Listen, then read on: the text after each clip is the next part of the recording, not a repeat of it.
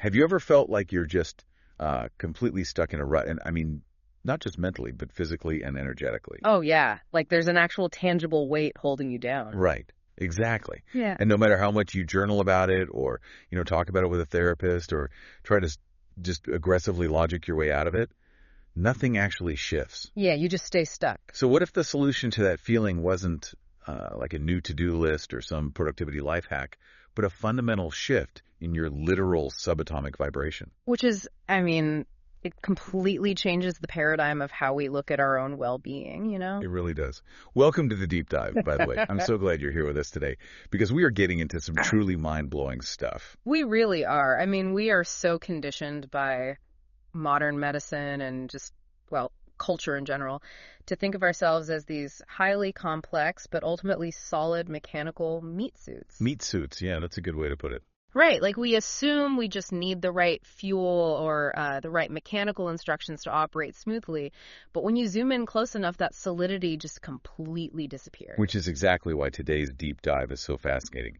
We're taking a journey today that starts in the most pressurized, like molten depths of the Earth's crust, and then travels through the acoustic architecture of ancient temples. Which is wild to even think about. And then it lands right in the invisible waves of energy that are bouncing around your living room right now.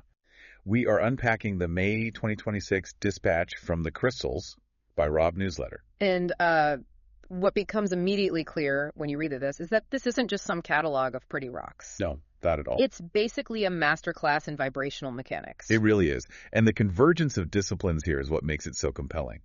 Because you have these ancient mystical traditions sitting right alongside, like hardcore geological phenomena. Yeah, and the literal, measurable physics of sound. I mean, it bridges the tangible, the hardware we can hold in our hands, with the intangible software of acoustic waves.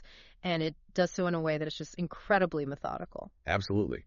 So whether you're sitting there as a total skeptic who just wants to understand the geological anomalies and, the physics of frequency, or if you're an experienced energy worker, our mission today is to distill the core mechanics of how to actively move stuck energy.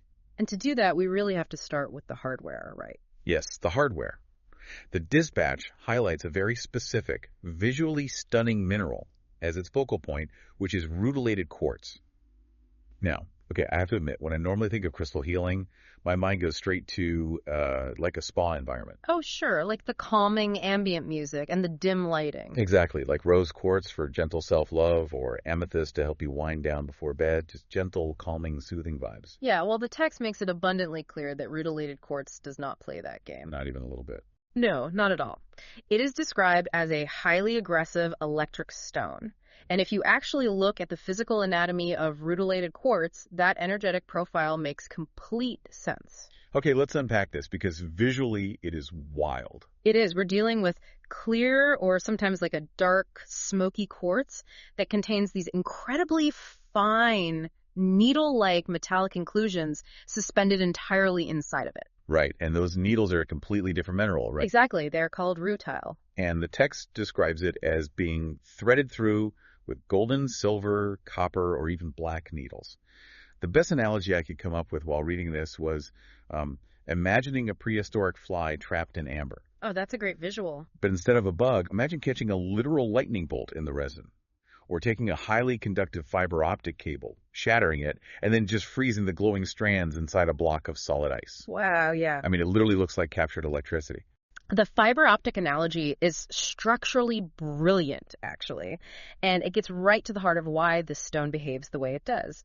Because rutile is a crystalline form dioxide, which is used in a lot of stuff, right? Oh, everywhere. I mean, from a purely industrial and scientific standpoint, titanium dioxide has one of the highest refractive indices of any known mineral. It interacts with light incredibly aggressively. Wait, so we use it in everyday things? Yeah, we actually use it today in bright white paint, in fiber optics, and in sunscreen, specifically because of its profound ability to capture, bounce, and reflect electromagnetic wavelength. That is wild. So, when you have slender needles of pure titanium dioxide trapped inside a naturally magnifying lens, which is essentially what clear quartz is, it doesn't just look luminous. It is physically designed to channel and amplify light and frequency. Okay, but how does a structure like that even come into existence?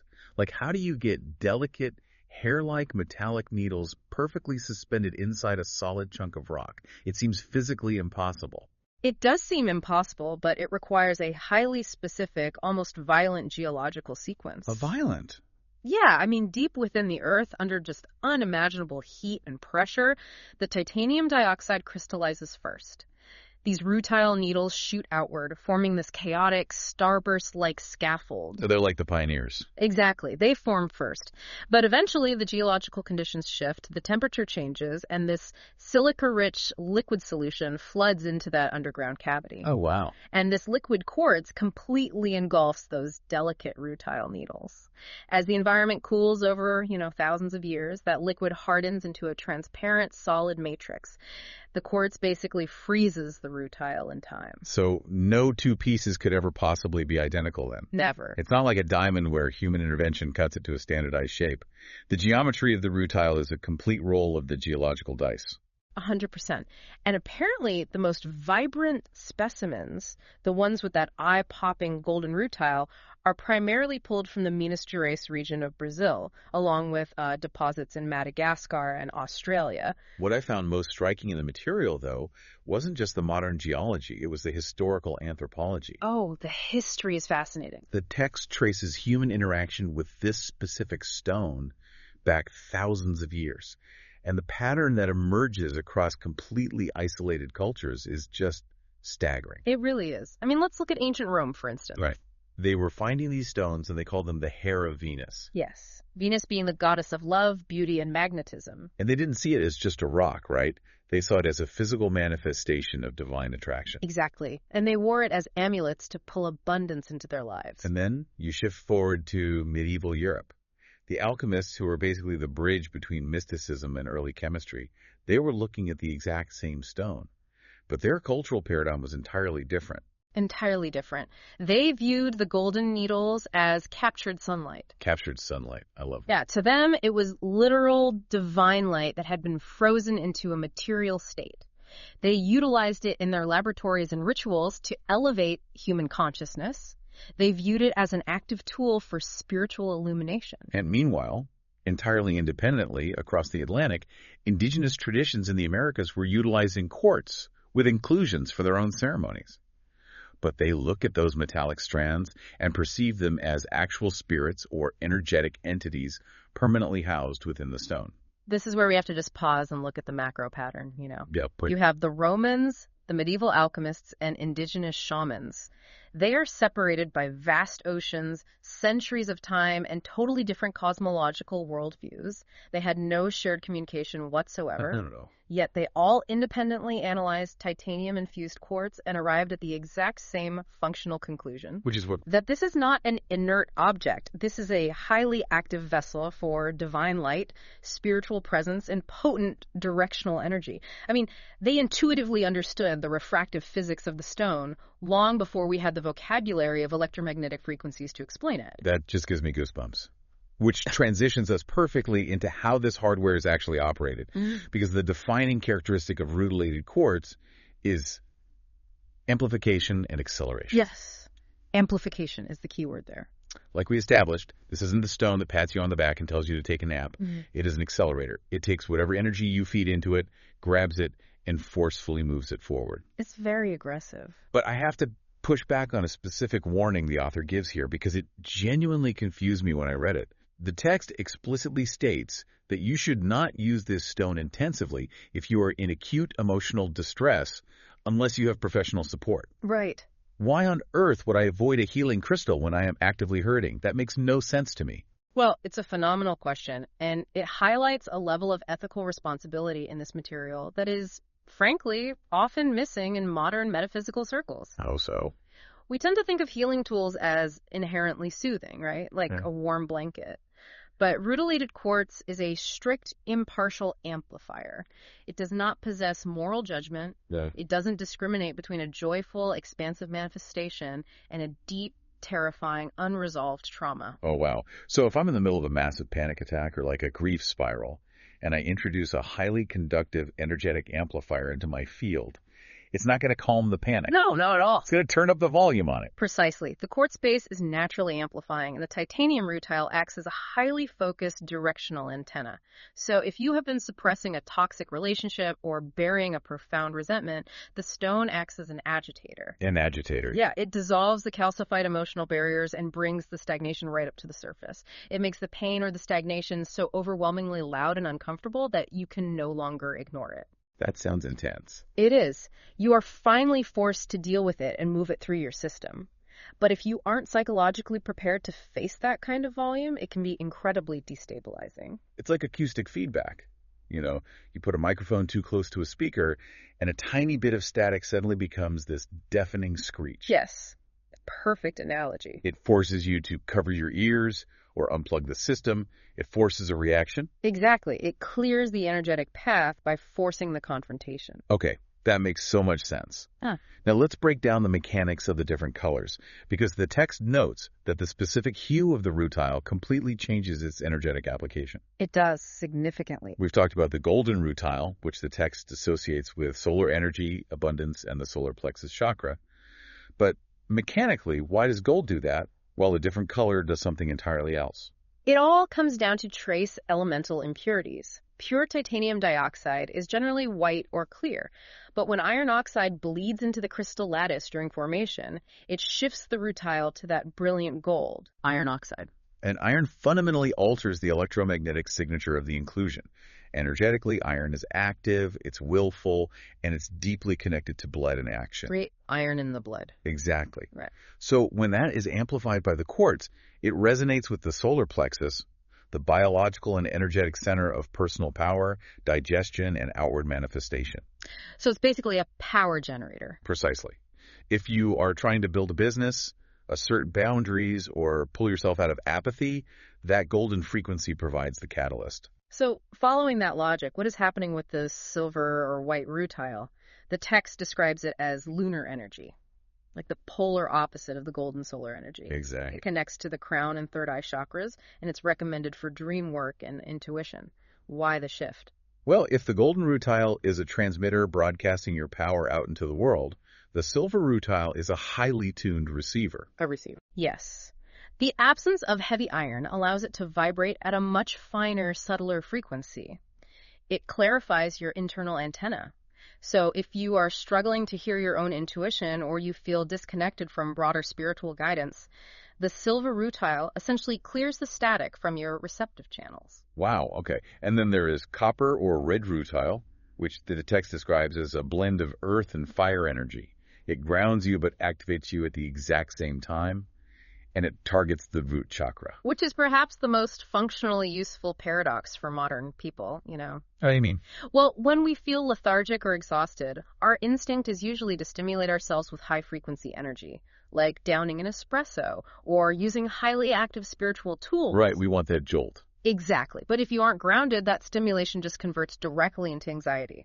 The copper rutile, which is likely heavily influenced by denser concentrations of iron and other earthy trace minerals, provides anchored vitality. Anchored vitality, I like that. Think of it like a high-voltage electrical appliance. If it isn't properly grounded to the earth, it will short-circuit and cause a fire. The copper rutile provides the massive surge of power, but ensures the grounding wires securely fastened to the earth. That makes a lot of sense. And lastly, black rutile. The text positions this as the ultimate protector. Dense, heavy, and used for shadow work and clearing out deep psychic interference. Yeah, the black variety maximizes the inherent defensive properties of the titanium. Titanium forms an energetic boundary that is fundamentally hostile to low-vibration parasitic energies. That's a strong word. It is, but it's accurate. When you are dealing with deeply rooted, dense emotional patterns or even external environmental toxicity, black rutilated quartz acts as an energetic quarantine. A quarantine? Yes, it absorbs and transmutes the heavy debris without letting it reattach to your personal field. So practically speaking, if you have one of these stones, how does the material actually instruct you to use it? Because it gives a few very deliberate protocols. It does. For manifestation, it suggests taking a piece of golden rutile, physically writing your intention on a piece of paper, and placing the stone on top of it for a full lunar cycle. That seems pretty straightforward. The mechanics of that practice are brilliant in their simplicity. You are taking a fleeting, ephemeral human thought, your intention, and marrying it to a relentless, static, geological amplifier. Right, because our thoughts change all the time. Exactly. Human focus wavers. We get distracted, but the crystal never stops vibrating. By leaving it for a lunar cycle roughly 28 days, you are allowing the stone to continuously, endlessly broadcast that specific energetic blueprint into your environment, anchoring a thought into physical reality over a sustained period. And for clearing your immediate energy field, there's a much more active protocol. You're supposed to hold the stone in your dominant hand, move it a few inches away from your physical body, and literally sweep it from your feet up to your head. Yes, the aura sweep. You're supposed to visualize those titanium needles acting like a comb. It is the literal practice of energetic hygiene. I mean, we all accept that we need to shower to remove physical dirt or brush our teeth to remove physical plaque, but we rarely consider that our subtle energetic body also accumulates plaque. Energetic plaque. Yeah. The ambient stress of a commute, an argument with a coworker, the anxiety of watching the news, that emotional residue clings to your aura. The structure of the rutile is utilized to comb through the subtle electromagnetic field and dislodge that static accumulation. But because it is constantly processing this heavy energy, the text heavily emphasizes maintenance. Which is so important. Quartz has a Mohs hardness of 7, meaning it can physically scratch glass, so it's tough, but energetically it gets bogged down. The author warns against leaving it in direct sunlight because the UV rays can actually fade the color of the rutile over time. Which you definitely don't want. Right. So instead it requires cleansing via moonlight or resting on a slab of selenite, or and it's the perfect bridge, cleansing it with sound. Exactly. Which brings us to the software. We have fully explored the static, crystallized vibration of the hardware.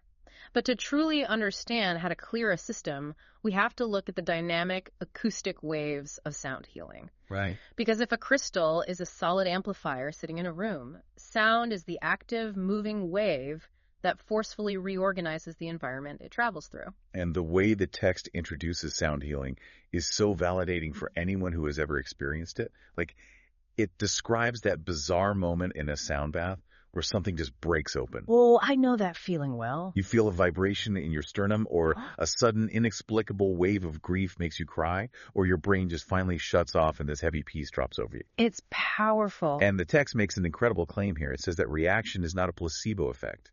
It is your biology doing exactly what it is designed to do when hit with the right frequency. And to justify that claim, the material grounds the mystical experience entirely in quantum physics. It states that everything is vibration. Everything. Yes. And we have to remember, this is not a poetic metaphor used by, yoga teachers. It is the fundamental reality of matter.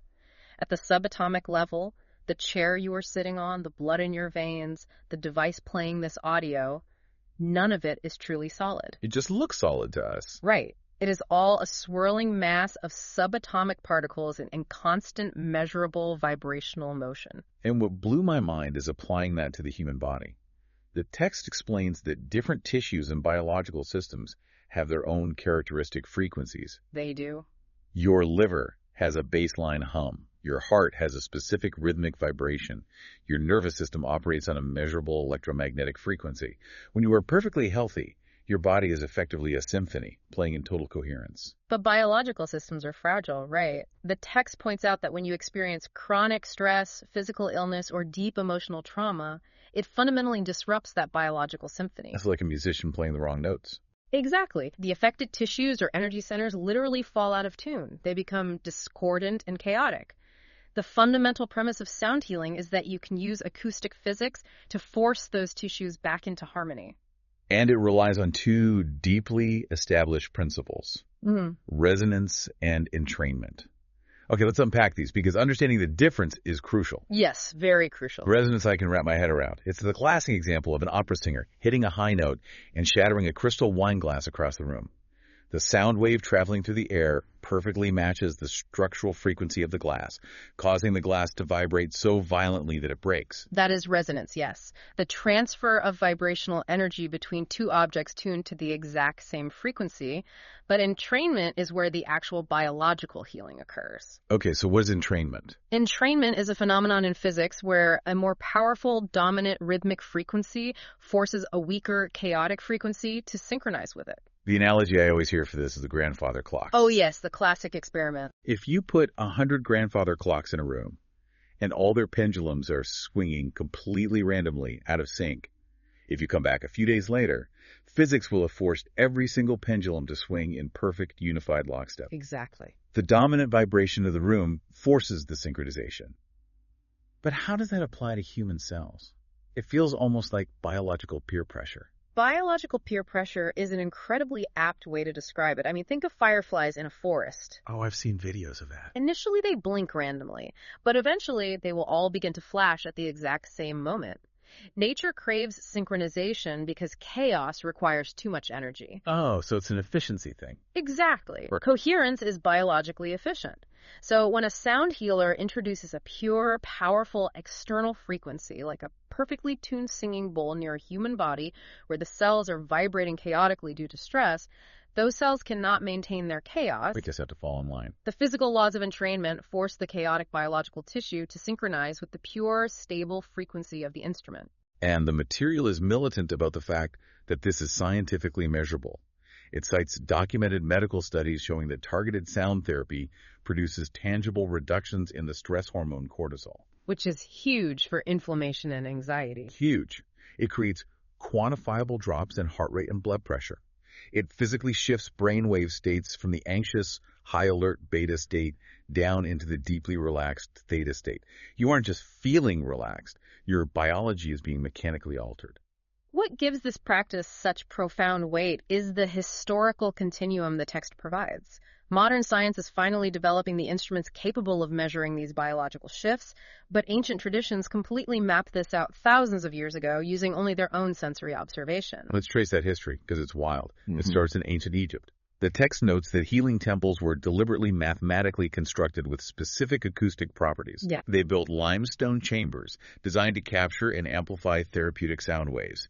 And the priests used specific vowel chanting, knowing exactly which vocal tones triggered which physical responses in the body. And then moving forward to ancient Greece, the material highlights Pythagoras. We are taught to view him strictly as a mathematician and, geometrician. Right, the triangle guy. The triangle guy, exactly. But Pythagoras was a mystic. He believed that the mathematical ratios that govern the movement of the planets were the exact same ratios that govern human biology. So as above, so below. Precisely. He essentially invented the Western mathematical basis for musical harmony, and he literally prescribed specific melodies and chants as medicine to cure physical ailments. But the example that stopped me in my tracks comes from the Vedic traditions of India. The concept of the mantra, using repetitive sound vibration to alter consciousness. The text specifically highlights the most famous mantra in the world, the Om. This is where the synthesis of mysticism and physics reaches its absolute peak in the text.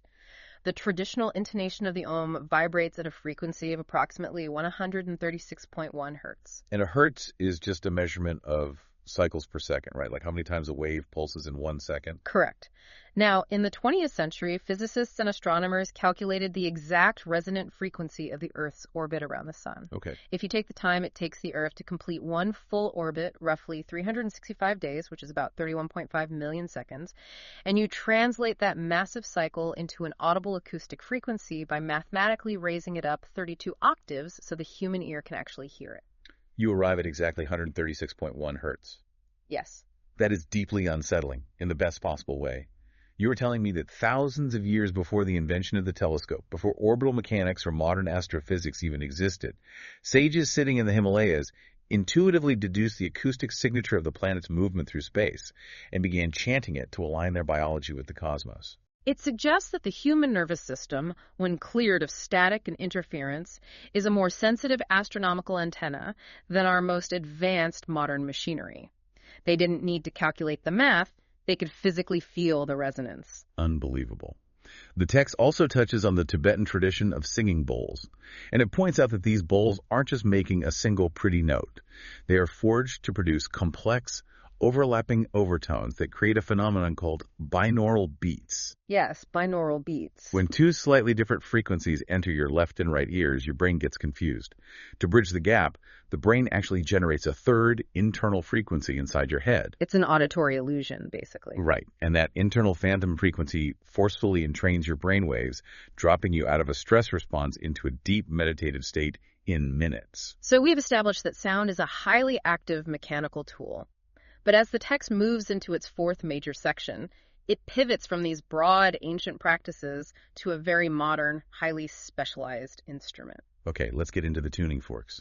If singing bowls and chanting are the acoustic equivalent of a broad, illuminating floodlight, the newsletter introduces an instrument that acts as a laser scalpel, tuning forks, specifically the angel tuning forks. Right. And why use a little metal fork instead of a massive resonating brass bowl?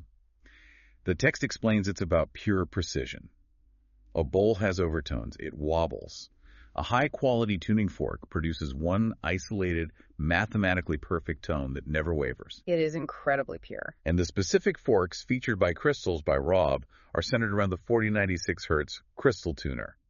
Now, for context, 4096 Hz is incredibly high. It is a piercing, crystalline, almost dog whistle level of ringing. And that frequency is not arbitrary, 4096 Hz is a much higher octave harmonic of the Earth's baseline resonant frequencies. Oh, okay. Low frequencies sounds like a deep shamanic drum or a massive gong, have long, slow physical waves. They penetrate deep into physical tissue, bone, and the lower energetic centers, like the root chakra. Or you feel those in your chest or your feet. Exactly. But a massive frequency like 4096 Hz has an incredibly short, fast waveform. It doesn't target the physical meat of the body, it targets the upper energetic anatomy. The text notes it specifically zeroes in on the throat, the third eye, and the crown chakras, as well as the outermost, subtlest layers of the human aura, places where heavy, low sound waves simply cannot reach effectively. The clinical application described here is fascinating. When these rapid, high-frequency waves move through the subtle body, they act like an energetic solvent. A solvent, like it dissolves things. Yes. The material states that it clears stagnant emotional patterns and creates a profound state of peace. It essentially strips away the residual static clinging to the auric field. It calls it clearing the spiritual communication channels. The idea that our intuition, that quiet inner voice, is constantly broadcasting, but the channels are so clogged with the residual noise of stress, anxiety, and daily life that we simply cannot hear it. The 4096 Hz frequency defragments the hard drive, clears the cache, and suddenly the signal comes through crisp and clear. But okay, I need to push back heavily on the next part of this section. Oh, the distant healing. Yes. The newsletter transitions to talking about the services offered, and it states that these angel tuning fork sessions are offered distantly. Yes, distant healing is a cornerstone of advanced energetic practice. I have to be honest, I struggle with this mechanically. I can completely wrap my head around a physical sound wave traveling through the air in a room, hitting my eardrum, and vibrating my cellular water. That is basic physics. Sure. But how on earth can a practitioner strike a tuning fork in a shop in Utah, and I physically feel the entrainment happening while lying on my couch in New York? An acoustic wave cannot travel across the country. It violates everything we just established about acoustic physics. It does violate acoustic physics, which is why the practitioner is no longer relying on acoustics. They are relying on quantum non-locality. Quantum non-locality. Okay, break that down for me. The text explicitly states that sound and intention work together in this format. In classical Newtonian physics, the universe is a collection of separate, isolated objects. But in quantum mechanics, there is a phenomenon known as quantum entanglement. I've heard of that. That's Einstein's spooky action at a distance. Exactly. When two particles interact, they become entangled. And from that point on, if you alter the state of particle A, particle B will instantly mirror that alteration, even if they are on opposite sides of the universe. The space between them is completely irrelevant. So you're saying that the energetic field of the human being is non-local. It exists outside of physical geographic space. That is the functional premise of distant energy work. The practitioner is not trying to send a physical sound wave through the telephone to your ear. They strike the physical tuning fork in their space to generate the pure, mathematically perfect frequency of 496 Hz. Then, using highly trained focused intention, they imprint the energetic blueprint of that frequency directly into the non-local quantum field of the client. The client's energy body registers the frequency, and the physical body then responds to the energy body's shift. That is a massive paradigm shift, and it explains why the text gives such strict, specific instructions on how to receive a distance session. You can't just be driving your car or scrolling through email. No, absolutely not. It instructs you to lie down in a quiet space, physically remove your headphones and electronic devices, and set a clear intention. Removing the electronics is a vital mechanical step. If you are trying to receive a subtle quantum frequency, you need to eliminate the loud, chaotic electromagnetic interference being broadcast by your cell phone or your Wi-Fi router. Right, because that's just more static. Exactly. By lying down, you are physically signaling to your nervous system that you are safe, rendering the biological system maximally receptive to the entrainment process. You set your intention, maybe it's releasing a specific grief or clearing a creative block, and then you just receive. You don't try to intellectualize it. You let whatever physical twitches, emotional releases, or sudden memories that bubble up just move through you. The frequency is doing the heavy lifting. And this perfectly sets up the synthesis of the hardware and the software that the text provides. It outlines a formula. Sound moves energy. Crystals anchor it. It is the ultimate synergistic protocol. If you introduce a high-frequency sound wave, like the tuning fork, into a space that contains a powerful crystalline amplifier, like the rutilated quartz we discussed, the crystal absorbs, resonates with, and magnifies the reach of that sound. Oh, that's brilliant. And conversely, if you undergo a profound sound healing session that reorganizes your biology into a higher state of coherence, holding a crystal afterward provides that new fragile frequency with a solid physical matrix to anchor into. So it locks it in. It prevents your system from immediately sliding back into chaotic dissonance the moment you step outside into traffic. Okay, so we've covered the extreme depths here. We've talked about electrically charged Brazilian quartz and quantum entangled tuning fork sessions.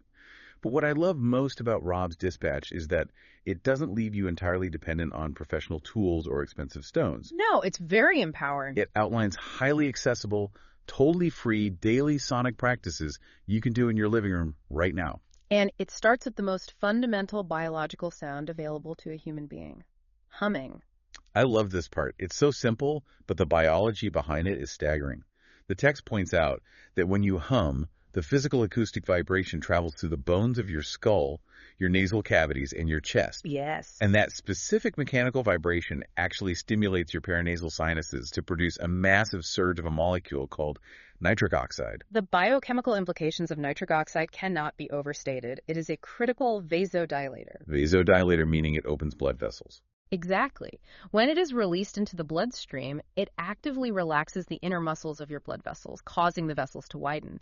This immediately drops your blood pressure and vastly improves circulation. Wow. Furthermore, nitric oxide is a potent antiviral and antibacterial agent, meaning it directly supports respiratory immune function. So the simple, intuitive act of humming a tune while you do the laundry is actually a highly sophisticated, biochemically active medical intervention that you are performing on yourself. That is so cool. Next, the text recommends chanting Om.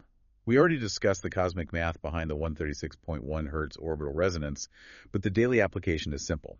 Sit down and chant a long, slow Om on the exhale for just 5 to 10 minutes. The text notes this actively shifts the nervous system. By artificially elongating the exhale during the chant, you are performing a manual override on the vagus nerve. Ah, the vagus nerve, the relaxation highway. Yes. The vagus nerve dictates your parasympathetic nervous system. When you force a long exhale accompanied by a deep chest vibration, you are chemically signaling to your brainstem that there are no predators around, that the environment is completely safe.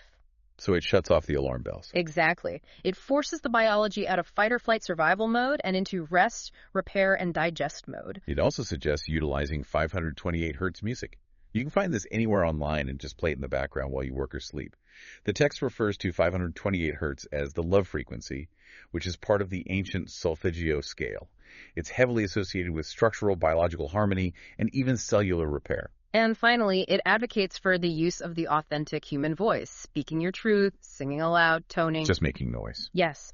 The throat chakra is anatomically the bottleneck between the head, the intellect, and the heart, the emotion. If the throat is restricted because you are constantly swallowing your words or suppressing your genuine expression, the entire energetic system backs up. Using the vocal cords intentionally clears that bottleneck. You literally have a fully equipped sound healing studio installed in your throat right now. You really do. To give context to all these tools, the newsletter also highlights the broader ecosystem that Crystals by Rob is cultivating. It's clearly not just a retail space. They mention a deep dive educational blog on the 10,000-year history of Jasper. Which sounds fascinating. They outline progression paths from a beginner crystal healing mastery course all the way up to an intensely advanced architect's commission for Grandmaster certification. The breadth of services listed from the tuning forks to Arcturian Reiki attunements, aura balancing grids, and entity removal demonstrates that they are operating at the absolute bleeding edge of esoteric energy architecture. For sure. It provides a community where a person can start by simply buying a small piece of quartz and eventually scale their understanding up to the mechanics of quantum energetic surgery. Which brings us to the final, incredibly poignant piece of this Discash. It's a personal note from Rob, written for the month of May. He points out a simple temporal reality. May is effectively the halfway point of the year. Yeah, that mid-year check-in. You have 6 months behind you and 6 months ahead of you. And he suggests taking a moment to do a check-in.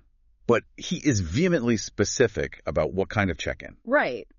He explicitly says, not on your to-do list or your goals, but on your energy. He poses the questions, how are you actually doing? What needs attention? What has been quietly waiting for you to turn toward it? Turn toward it. Yeah. That phrase is the skeleton key to this entire deep dive. Yeah. He essentially writes that you can buy the most pristine, massive chunk of Brazilian golden rutile in the world. You can have a practitioner blast your energetic field with 4096 hertz tuning forks every single day. Yeah. But none of it matters. None of it will fundamentally heal you if you refuse to actively turn toward your own emotional reality. The tools are just levers. You still have to do the heavy lifting of facing yourself. It grounds the esoteric physics in profound psychological maturity. Rutilated quartz amplifies the stagnation to make it unignorable. The tuning forks clear the static so you can hear the internal wound. But if you just keep looking away, avoiding the discomfort, you will remain in a rut. The tools require your courageous participation to function. Absolutely. So if you are sitting at home right now, looking at your own life and wondering how to apply all of this high-level metaphysical theory, let's synthesize the mechanics we've uncovered today. We started deep underground with rutilated quartz, the illuminator. The hardware. We learned that it is a geological anomaly, titanium dioxide, encased in a quartz matrix that acts as a relentless, impartial amplifier. It breaks through stagnation by forcefully turning up the volume on your intentions and your blockages. We learned that trace minerals dictate its function. Golden iron for power, silver for intuition, copper for grounded vitality, and black for unyielding protection. And from the solid hardware, we moved into the dynamic software of sound healing. We established the quantum reality that solid matter is an illusion. Everything is vibration. Literally everything. We explored how the physical laws of resonance and entrainment allow pure acoustic frequencies to literally overpower and reorganize stressed, chaotic biology back into cellular harmony. We traced that science back to the intuitive genius of ancient cultures, from Egyptian temples to the Vedic sages, chanting the precise 136.1 hertz orbital frequency of the Earth. And we saw how that ancient wisdom evolved into modern surgical tools like the 4096 hertz angel tuning forks, capable of entangling with our non-local energy fields to clear the static out of our spiritual communication channels. Ultimately, we anchored these profound physics into your daily reality. The biochemical miracle of humming to produce nitric oxide, the neurological reset of chanting, and the fundamental, courageous psychological act of finally turning toward your own energy. Sound moves the energy. Crystals anchor the shift. Exactly. It is a phenomenal toolkit. Whether you decide to invest in a striking piece of golden rutile, or book a quantum-entangled tuning fork session, or literally just start humming while you wash the dishes tonight, you possess the literal mechanics required to pull your frequency out of dissonance and back into tune. If we take a step back, though, and look at the broader implications of everything we've discussed today, it leaves us with a deeply necessary and, frankly, somewhat alarming question to consider. Oh, what's that? Throughout this entire exploration, we have relied on the absolute biological reality of entrainment, the scientific fact that our cells, our brain waves, and our nervous systems involuntarily and automatically synchronize with the dominant frequencies in our environment. Right. If we are near a singing bowl, our biology entrains to that piece. We naturally surrender to the harmony. But the law of entrainment is entirely neutral. It possesses no preference for peace. So what is the actual dominant frequency of the modern world you inhabit? Oh. Think about the invisible, chaotic noise we are entirely submerged in 24 hours a day. The low-frequency, relentless rumble of highway traffic, the literal 60 hertz electromagnetic hum of the power grid vibrating inside the walls of your bedroom, the chaotic intersecting crossfire of Wi-Fi routers, 5G cell towers, and the incessant high-stress pings of digital notifications. Oh, wow. When you put it like that.